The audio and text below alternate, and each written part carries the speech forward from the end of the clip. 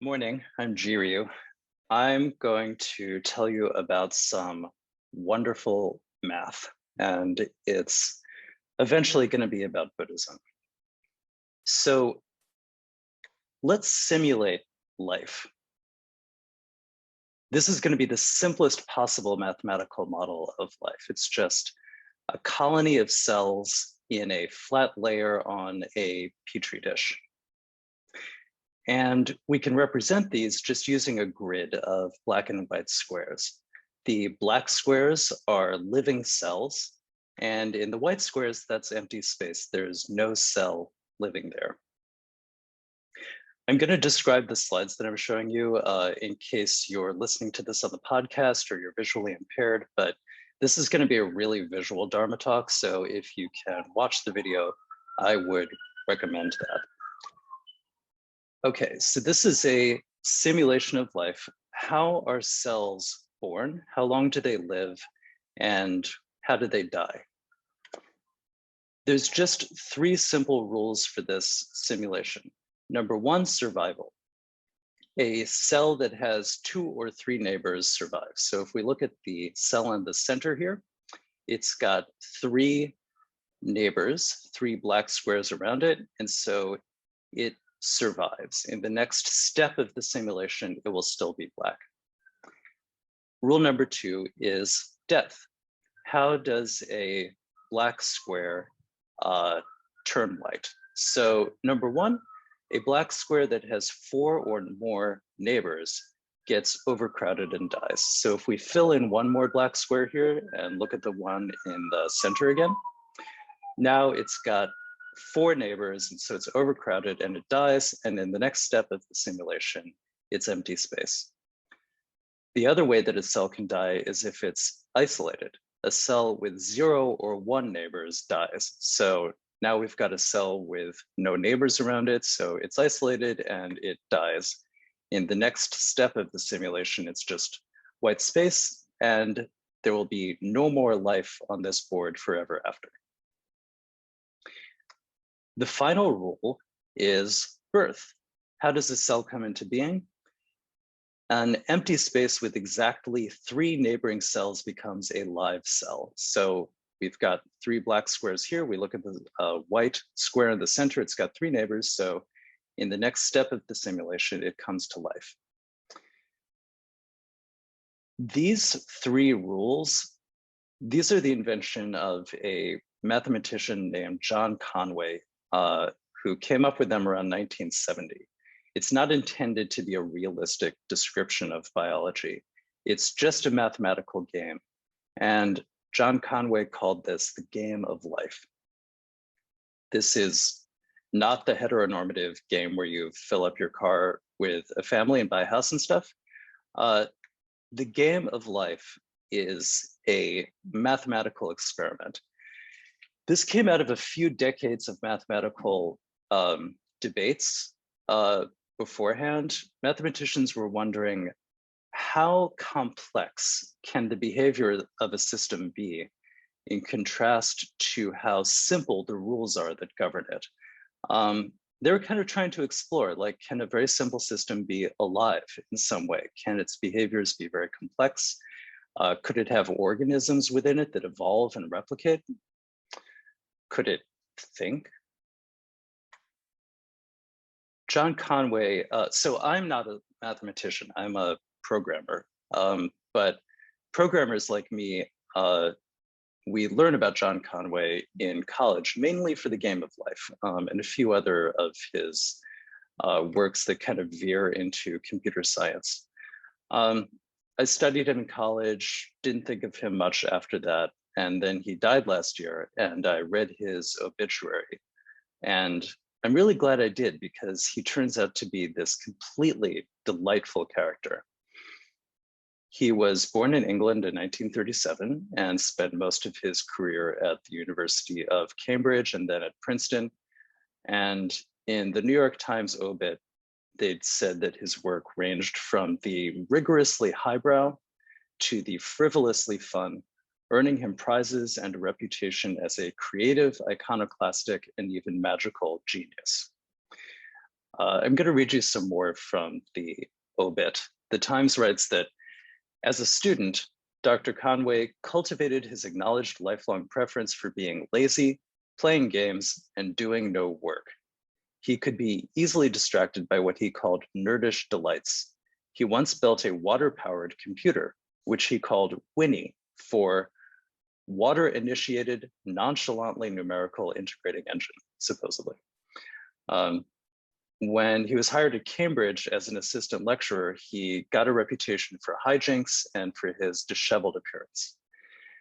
One day when he was lecturing on symmetry and the Platonic solids, he brought in a turnip and started carving surfaces off of it to create an icosahedron with 20 triangular sides, eating the scraps of turnip as he went. The game of life is what Conway is famous for. And when he was first playing with it, he did it by hand. He was laying out black markers on a board for the game of Go and writing down his configurations in a notebook. This is incredibly slow and error prone. And pretty quickly, computer scientists made programs that could run the game of life very fast, eventually boards that covered millions of squares going thousands of turns per second. The reason that people were writing programs, people were continuing to research this, was the central original question. How complex can its behavior be, given how simple the rules are? In other words, what can a pattern in the game of life do? Can a pattern do nothing? Yes, it can. This pattern is called a still life. It's a block of 4 black squares in a larger square. Every cell has 3 neighbors, so they all survive to the next turn. There is no white empty space that has 3 neighbors, so they don't come to life. There's no births. So this is static. Nothing happens in this configuration. There are a lot of other still lifes. There's a beehive, which kind of looks like an oval. There's this kind of collapsed oval. There's this boat shape, and there's this 4-petaled flower shape. All of these are still lifes. Nothing ever happens in these configurations. So a pattern in the game of life can do nothing. Can it disappear? Yes, it can. Here is a pattern with 3 squares, but one of them is isolated. So actually 2 of them are isolated, so they'll die, but there will also be a birth. So from 3 squares in the next step of the simulation, we have 2 squares. These are both isolated because they only have 1 neighbor, so they can't live any longer. So in the next step of the simulation, there are no more squares, everybody's dead. So yes, a pattern can disappear. Can a pattern oscillate, moving back and forth between 2 shapes? Yes, it can.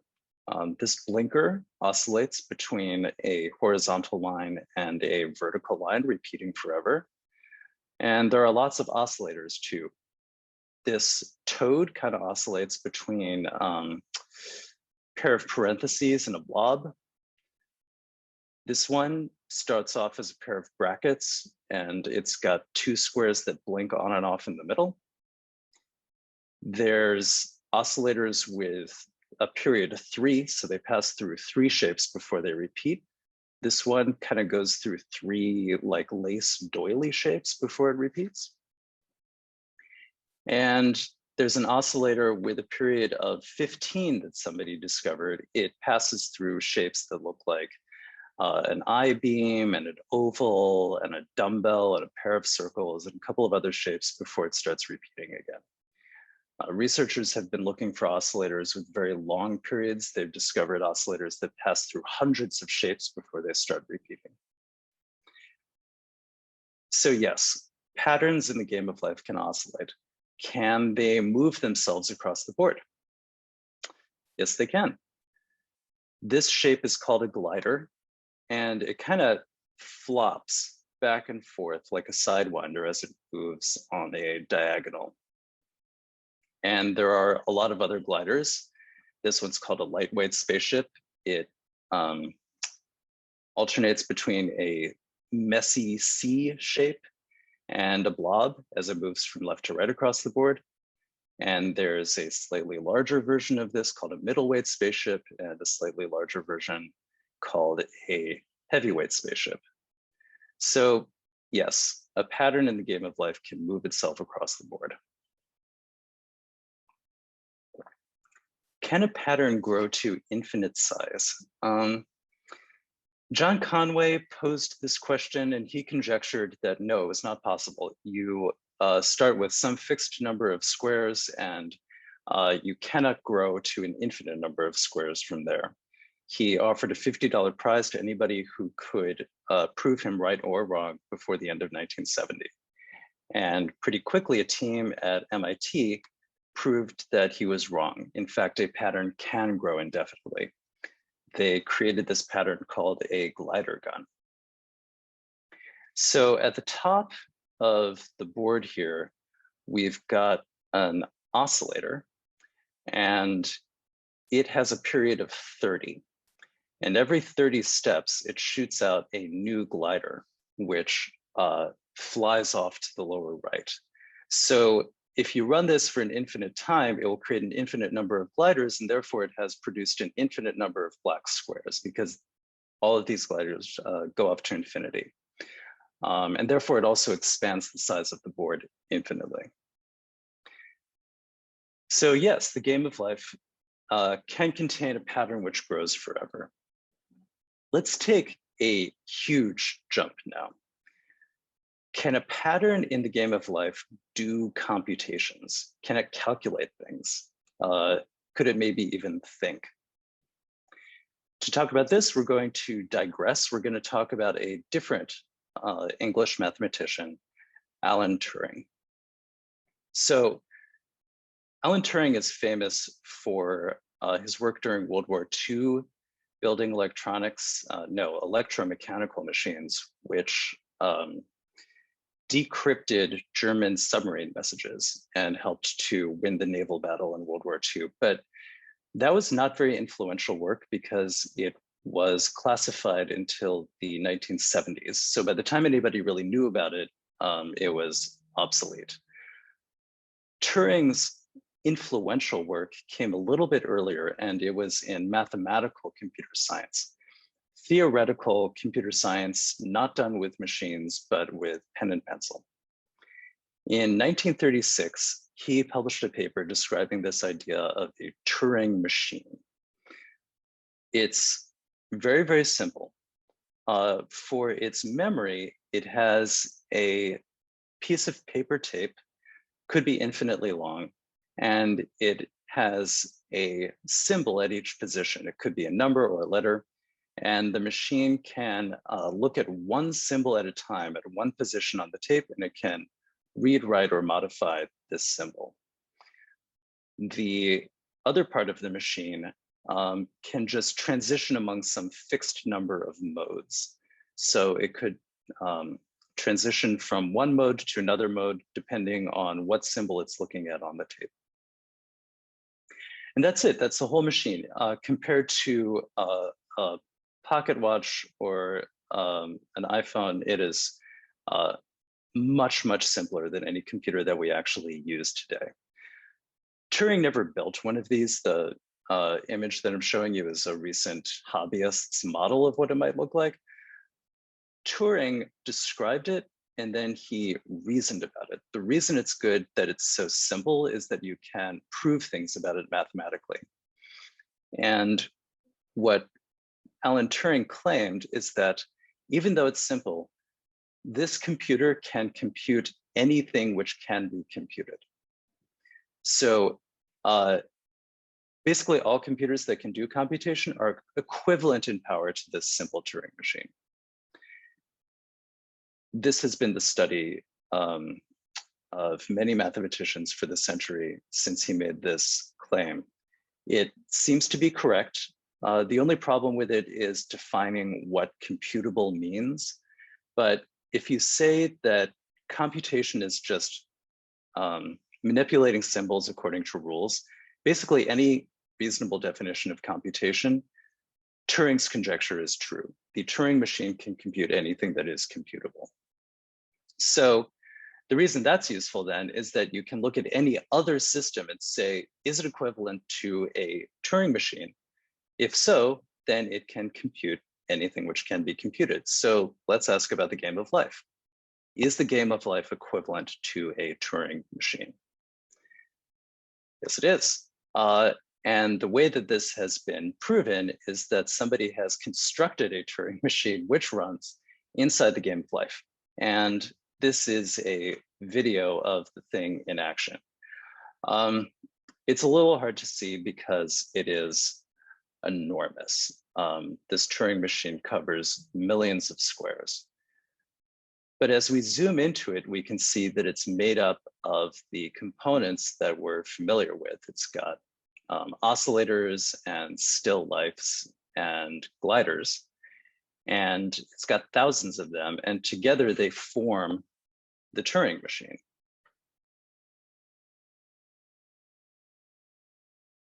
The long diagonal line is the Turing machine's tape. So that's where its program is stored. And then the little rectangle to the side is the rest of the machine. That's the part that can transition between modes as it reads symbols on the tape. So this is a real working Turing machine in the game of life. It can compute anything computable. It could forecast the weather. It could play chess. It could translate German to Chinese. All you have to do is put the right program on its tape. So yes, the game of life can compute anything which can be computed. Let's take another big leap. Can the game of life experience consciousness?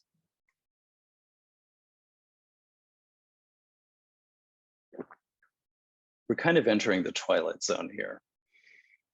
Everything that I've told you so far is true. It's mathematically proven and it's been demonstrated. To answer, can the game of life experience consciousness, we're going to have to ask two philosophical questions which can't be analyzed with math. Philosophical question number one, does consciousness arise from heaps of parts interacting according to rules? I think so.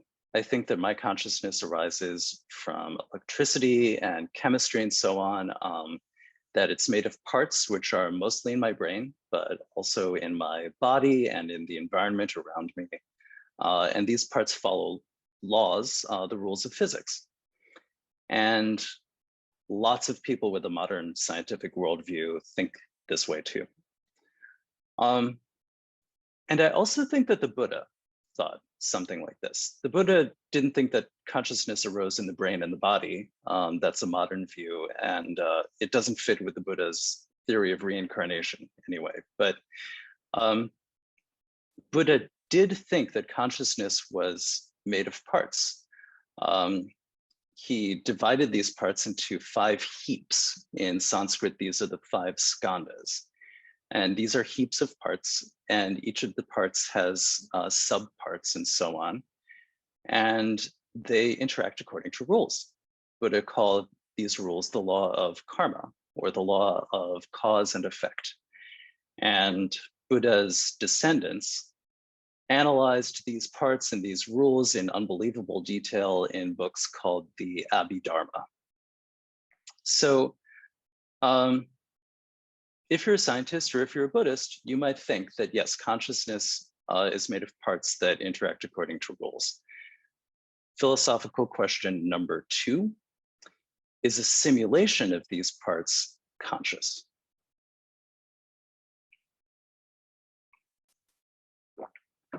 If I simulate all the parts of my consciousness, and in the simulation, they interact according to the same rules that my conscious parts do, will the simulation of my consciousness be conscious?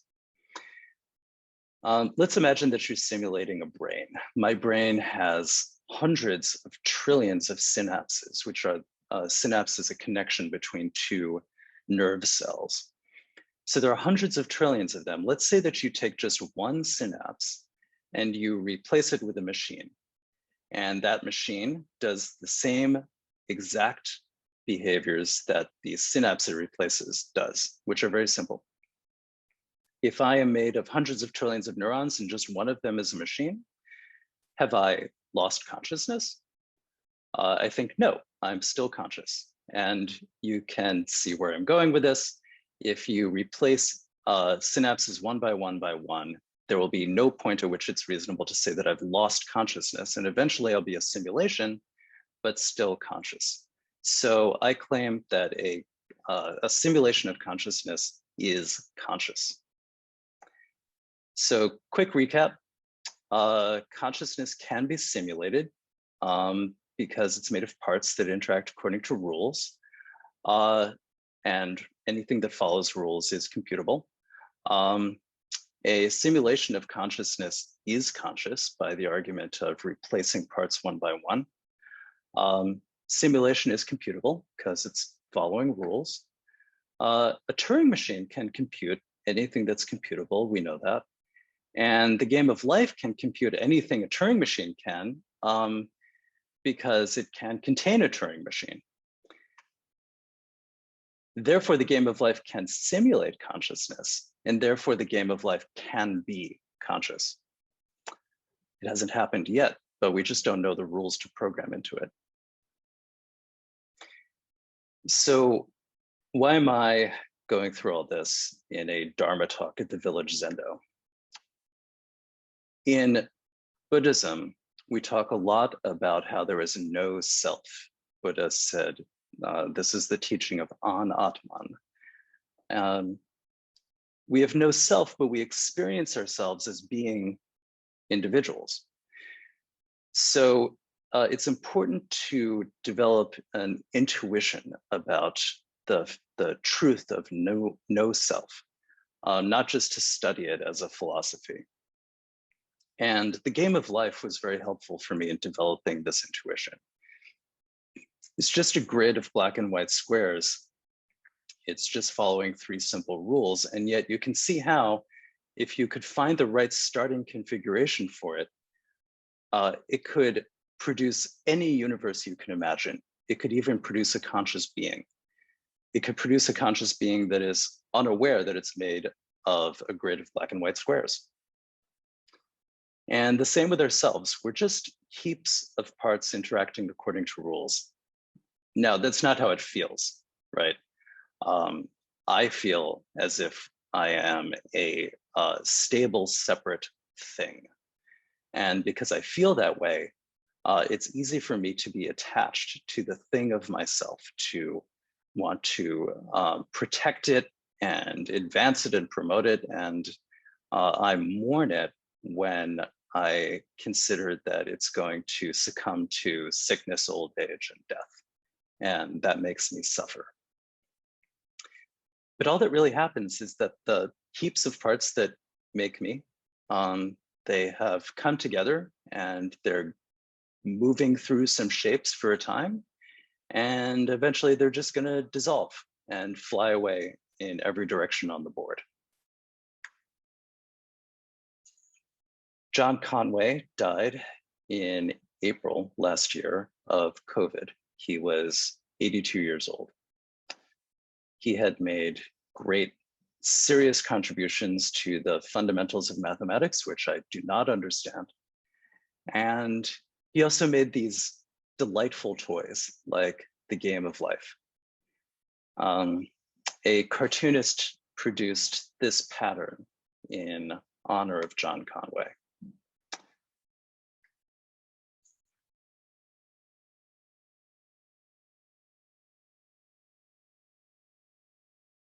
Starts off as a stick figure, and then it dissolves into a little glider that goes off the board and off into infinity forever.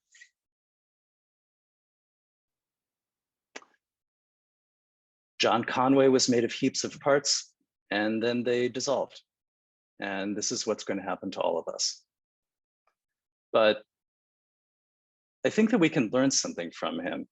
He treated his life a bit like a game, but a game that had no fixed goal, no points to earn. He didn't treat his life as a game to play, but like a game to play with.